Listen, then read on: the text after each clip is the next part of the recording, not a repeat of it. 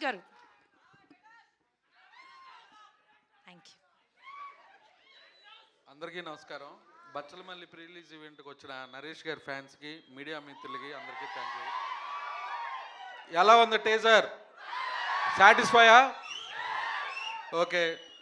December 20 ఎవ్వరి కోసం తగ్గేదే లేదు.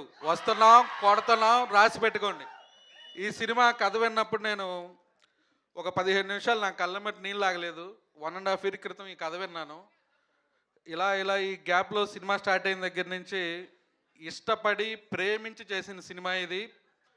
కష్టాలంటూ కష్టపడి చేసాం అంటారు. నేను ఇది ప్రేమించి చేసిన సినిమా ఇది. ఈ సినిమా కథ విన్నప్పుడు నేను ఫిక్స్ అయిన కెమెరామెన్ రిచర్డ్ గారు. తమిళ్లో రంగం అనే సినిమాతో స్టార్ట్ అయ్యి మన వచ్చిన మహానాడు వరకు చాలా సినిమాలు చేశారు. అంత ఇంపాక్ట్ ఉన్న ఫోటోగ్రఫీ కావాలి, అలాగే మంచి పాటలు కావాలి. సీతారామన్ తర్వాత విశాల్ గారిని అప్రోచ్ అయ్యి ఆయన తీసుకురావడం జరిగింది.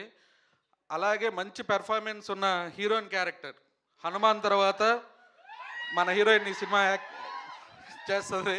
డెఫినెట్గా నరేష్ గారి కెరియర్లో ది బెస్ట్ సినిమా అని గర్వంగా చెబుతున్నాను. మీరు అందరూ థియేటర్లో చూసి మా సినిమాని బ్లెస్ చేయాలి.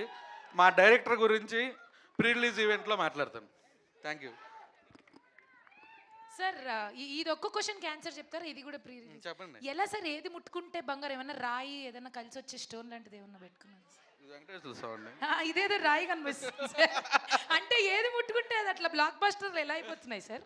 అలా కథలు అలా వస్తున్నాయి. ప్రేమించి చేస్తున్నారు కాబట్టి. కరెక్ట్. సో కష్టపడి కాదు, ప్రేమించండి. ఓకే. నెక్స్ట్ సార్ సుబ్బు గారు.